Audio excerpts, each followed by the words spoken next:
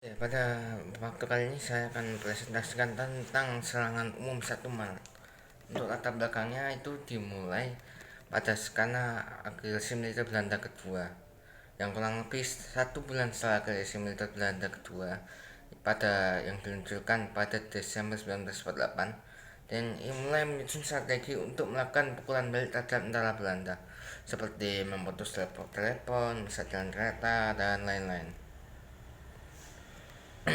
Sebenarnya agresi militer Belanda kedua itu bertujuan untuk menyebarkan kepada negara-negara dunia bahwa Republik Indonesia tentaranya sudah tidak ada. Dengan tiada negara maupun tentara, Belanda bisa berhak menduduki dan menguasai Indonesia kembali. Belanda pada saat itu menyerang wilayah RI dengan ibu kotanya, yang pada saat itu juga di Yogyakarta. Karena serangan itu Presiden Soekarno diinstruksikan ke rapat di daerah Sumatera dan Mohata di Bangka. Sebelum mengungsi, keduanya sebenarnya sempat memimpin rapat kabinet dan memberi mandat kepada Menteri Kemakmuran Syafruddin Prawinegara yang ada di Sumatera untuk menurut PDRI atau Pemerintah Darurat Republik Indonesia. Dan serangan 1 Maret itu sebenarnya dilakukan dengan penguasaan Yogyakarta selama 6 jam dipimpin oleh Letnan Kolonel Soeharto. Dan Syafruddin itu memiliki mandat untuk memastikan kekuasaan RI masih ada melalui PDRI di Bukit Tinggi, Sumatera Barat. Meski Yogyakarta telah jatuh ke tangan Belanda, Belanda itu tertipu mengira dengan menguasai Yogyakarta, Indonesia akan mengalah. Padahal pasukan berbagai daerah di Pulau Jawa masih bergerilya. Jenderal Sudirman juga ikut melakukan serangan ke pusat kekuasaan Belanda dan berperan saat sedang sakit. Ya, gila.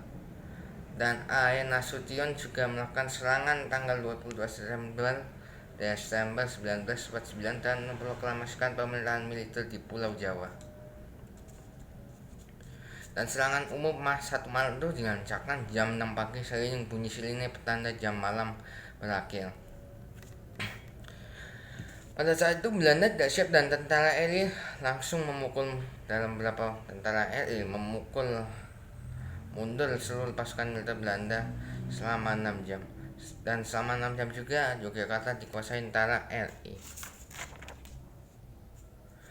Dan serangan umum 1 Maret berakhir tepat pukul 12 ketika pasukan RI mundur saat pasukan bantuan Belanda datang. Tentara RI sudah tidak di tempat. Belanda yang bisa menyerang daerah sepanjang pengunduran pasukan Republik. Dan Sultan Hamengkubuwono IX mempersilahkan satuan-satuan pejuang di dalam maupun Yogyakarta ke istana untuk saling berkomunikasi. Dan keesokan harinya Sumardi menyampaikan peristiwa ini ke pemerintah PDRI di Bukit Tinggi via radiogram, dan informasi kemudian disampaikan ke A.A. Maramis yang bukan diplomat RI di New Delhi atau India. Waktu yang sama juga diberikan kepada L.N. Polar, diplomat RI di New York, Amerika Serikat. Serangan umum pun dilansir ke luar negeri melalui pemancar radio di Wonosobo. Apa saja dampaknya?